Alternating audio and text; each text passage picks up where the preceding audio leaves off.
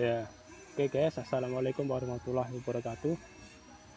Dalam kesempatan kali ini saya akan menjelaskan mengenai dasar tentang motor bakar ya, atau mesin pembakaran atau motor bakar. Karena mesin itu ada dua guys, ada beberapa. Di sumber penggeraknya ada yang menggunakan proses pembakaran, ada yang menggunakan proses listrik. Jadi sumber energinya itu macam-macam ya. Jadi yang khusus saya bahas kali ini adalah yang dari proses pembakaran, sering disebut juga dengan motor bakar. Nah, klasifikasi motor bakar itu ada berapa saja? Mari kita lihat tayangan berikutnya. Nah, ada sebuah pertanyaan, mengapa mesin dapat menghasilkan tenaga? Nah, tenaga yang dihasilkan dari mesin itu bisa didapat dari seperti yang saya jelaskan sebelumnya ya. Tenaga yang dihasilkan oleh mesin itu ada beberapa. Yang pertama dari proses listrik ya, kemudian yang kedua dari proses pembakaran bahan bakar atau yang disebut dengan motor bakar. Kalau yang dari proses listrik itu disebut motor listrik, biasa disebut seperti itu. Kemudian next, lanjut. Klasifikasi motor bakar apa saja? Nah, terdiri dari external combustion engine atau mesin pembakaran di luar. Proses pembakaran bahan bakarnya terjadi di luar ya. Terdiri dari mesin uap, mesin turbin, dan nuklir. Nah, kemudian internal combustion engine atau mesin yang proses pembakarannya terjadi di dalam mesin itu sendiri ya. Terdiri dari mesin diesel dan mesin bensin. Nah, disinilah fokus kita kali ini pada internal combustion engine atau mesin pembakaran dalam. Kita fokus pada mesin bensin maupun mesin diesel. Next.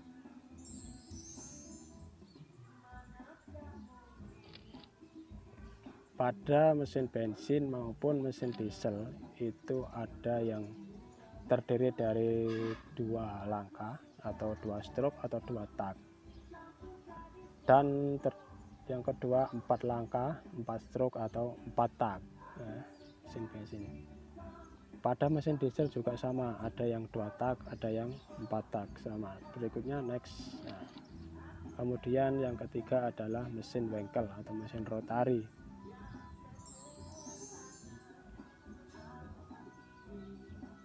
Pengertian dari dua langkah ini yang perlu disimak dan dipahami ya. Nah, pengertian dari mesin dua langkah adalah setiap kali usaha memerlukan dua langkah piston atau satu putaran crankshaft. Nah, jadi strukturnya seperti ini. Satu kali usaha itu dihasilkan atau memerlukan dua langkah piston ya, dari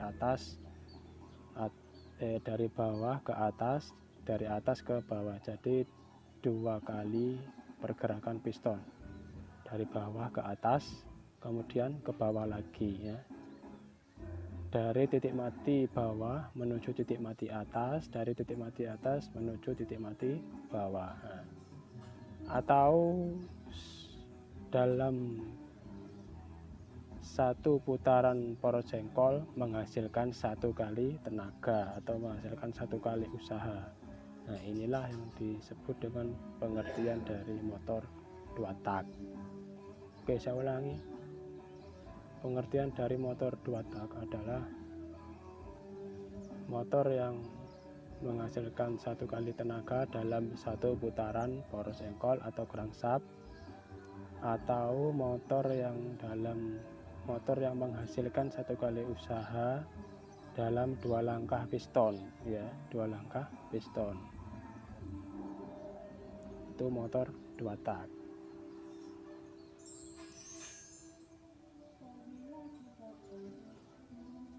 Nah, berikutnya ini adalah skema dari motor 2 tak.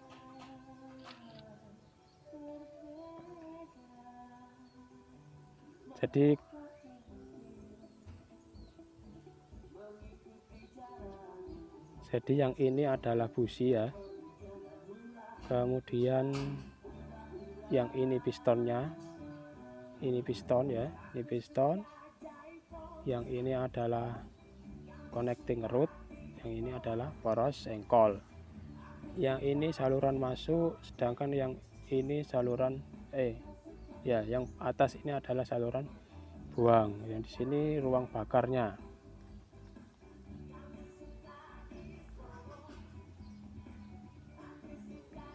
Pada saat itu terjadi langka. Jadi itu pada gambar ini ya, pada gambar ini terjadi langka yang bagian atas piston ini terjadi langka kompresi. Sedangkan yang bagian bawah piston terjadi langka hisap ya.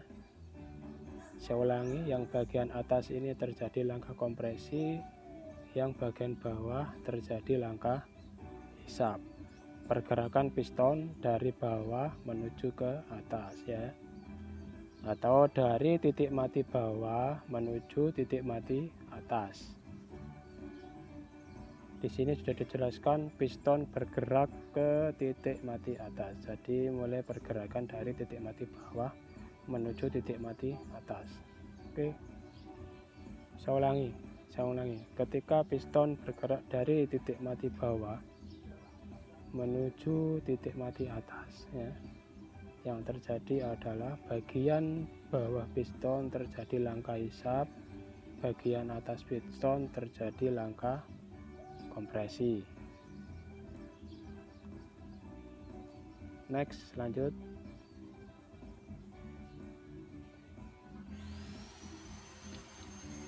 Nah, itu ya, pada di atas piston melakukan kompresi sehingga suhu tidak bisa naik, sedangkan di bawah piston terjadi proses pengisian atau hisap.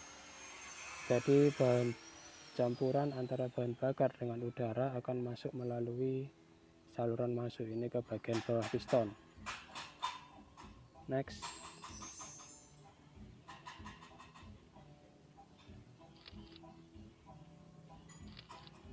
Nah, perhatikan. Sekarang pergerakan piston dari titik mati atas menuju ke TMB ya. Dari nih, piston bergerak ke TMB. Jadi dari atas ke bawah.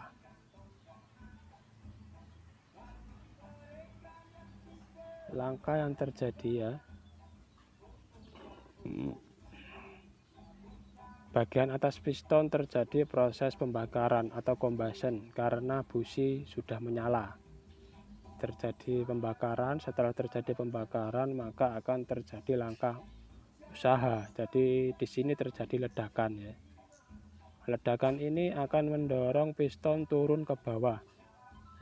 Piston turun ke bawah sehingga mendorong bahan bakar baru yang di sini melalui saluran bypass masuk ke atas ya, masuk ke atas sehingga dia membilas sisa-sisa pembakaran keluar. Ini yang bagian atas. Nah, yang bagian atas ini adalah itu adalah saluran buang. Jadi untuk membuang sisa-sisa pembakaran bahan bakar.